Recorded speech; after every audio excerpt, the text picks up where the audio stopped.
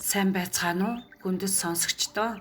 Өнөөдөр Хатан хаан Элизабетийн талаар товч түүх намтрыг ярих болно. Хатан хаан Элизабет нь 1926 оны 4-р сарын 21-ний өдөр Их Британий Лондон хотын Майфер дүүрэгт төрсөн. Түүний бүтэн нэр Элизабет Александра Мэри Виндзор бөгөөд Виндзорын хааны удмын хүн юм а. Элизабетийн эцэг нь Йоркийн гүн Жорж бөгөөд тэрээр 1936 онд хаан ширгээг залгамжлан 6 дугаар Жорж нэрээр хаан суусан. Их нь Элизабет Бауз Лаун бөгөөд хожим Хатан хаан Элизабет нэрээр Их Британий Хатан хаан болсон. Элизабетийн гэр бүл нь язгууртны гэр бүл бөгөөд түүний эцэг нь Английн хаан 10 дугаар Георги болон Хатан хаан Мэри нарын хүү юм а. Түүний эх нь Шотландын язгууртан гэр бүлээс гаралтай. Элизабет төрөх үедээ хаан ширээ залгамжлах магадлал багатай байсан бөгөөд түүний авга ах 8 дугаар Эдвард хаан болох ёстой байваа. Гэвч 8 дугаар Эдвард Америкийн энгийн нэргэн Уоллис Симпсонтой гэрлэхийг хүссэн учраас хаан ширээнээсээ татгалцсан. Үүний улмаас түүний эцэг 6 дугаар Жорж хаан болж Элизабет хаан ширээ залгамжлах эхний хүн болсон.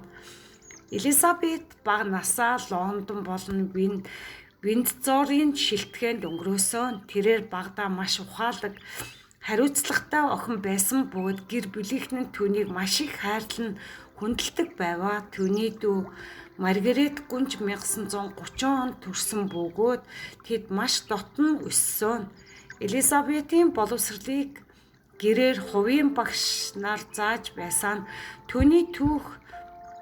Тэрээр түүх, уран зохиол, математикийн хичээлүүдийг үзэж үндсэн хууль, эрх зүй, дипломат харилцааны талаар гүнзгий мэдлэгтэй болсон. Түүнд Шотландын багш Мариан Крупорд заадаг байсан бөгөөд багш Элизабет болон Маргаретийн талаар жижигхэн гүнж нар хэмээн ном бичиж энэ нь хааны гэр бүлийг олон нийтэд илүү ойлгомжтой болгоход тусалсан.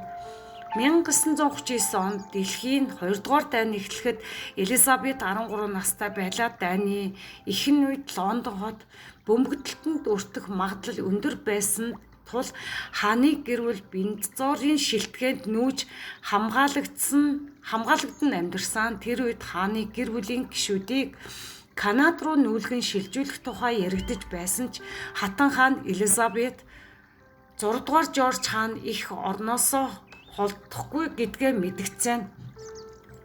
1940 онд 14 настайдаа Элизабет анх удаа олон нийтэд хандан радио ярилцлага хийсэн. Тэрээр Британи даяар хүүхдүүдэд хандан урам зориг өгч хэцүү цаг үеийг даван туулахыг уриалсан юм а. 1945 онд Элизабет 19 настайдаа Их Британий цэргийн тусгай албанд сайн дураараа элсэн. Тэрээр машин засварлах, жолоодох, сургалтанд хамрагдаж цэргийн албанд бусад цэргүүдийн адил үр гүйцэтгэж байваа. Түүний энэ үйлдэл нь хааны гэр бүлийн гишүүн дайны үед улс орондоо хувь нэмэр оруулж чадан гэдгийг харуулсан бөгөөд олон нийтийн талархлыг хүлээсэн. 1947 онд Элизабет Грек Данийн хунтайж Филипптэй гэрэлсэн. Түүний хурмын ёслол Вестминстерийн сүмд болж дэлхийд даяар олон хүн үзэж сонирхсон. Тэдний анхны хүү Элизабет Чарльз хаан 1948 онд тэрээр одоогийн хаан бөгөөд Их Британий хамгийн урт хугацаанд хаан суусан удирдагч болж байжээ. Анна гүнж 1950 онд тэрээр хааны гэр бүлийн хамгийн нэтвэхтэй гишүүний нэг бөгөөд олон сайн үйлсэд оролцдог. Эндрю хунтайж 1960 онд төрсөн. Тэрээр гэр бүлийн гишүүн бөгөөд Йоркийн гүн хэмээх титмийг эзэмшдэг. Эдвард хунтайж 1964 онд Баскскийн гүн бөгөөд хааны гэр бүл чухал гишүүн бөгөөд ихэвчлэн олон нийтийн ажил үйлс тусламжийн үүрэг гүйцэтгэдэг. 1952 оны 2 дугаар сарын 6-нд түүний эцэг 6 дугаар Жорж нас барж Элизабет 25 наснда Их Британий хатан хаан болсон.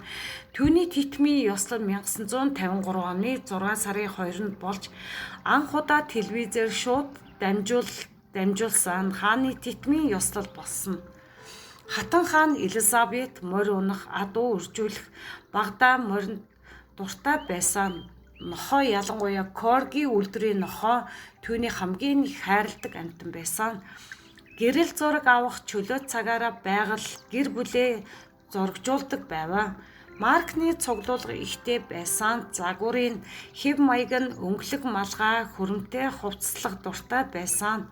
Түүний хаанчлалын үед Их Британий олон улс оронд колоничлалын бодлогыг өөрчилсөн зарим улсууд тусгаар тогтнол эхэлсэн. Жишээ нь 1960-аад онд Ямайка, Кени, Барбадос зэрэг улсуудад тусгаар тогтнолоо зарласан.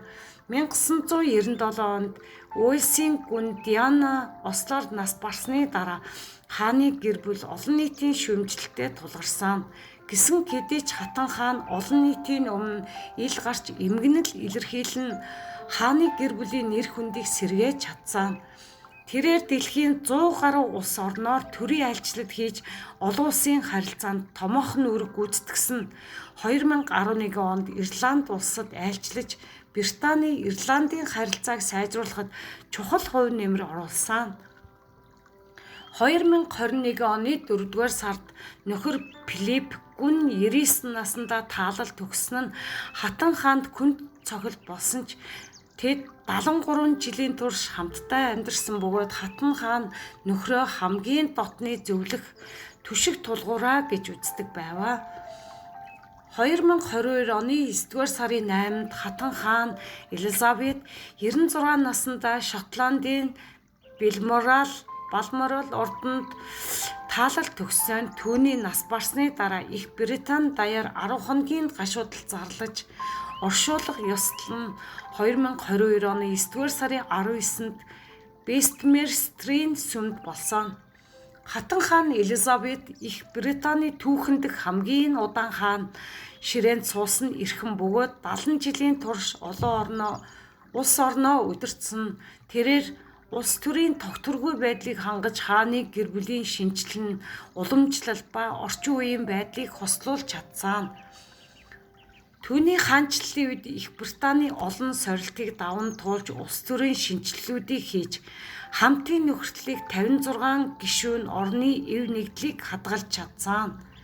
Түүний амьдралын үнэнч байдал, хариуцлага, төрийн үйл хэрэгт тууштай зүтгэхийн үлгэр жишээ болсон билээ. Энэ сайхан хатан хааны талаар ярьсандаа баяртай байна. Хүндэтгэн сонссонд баярлалаа.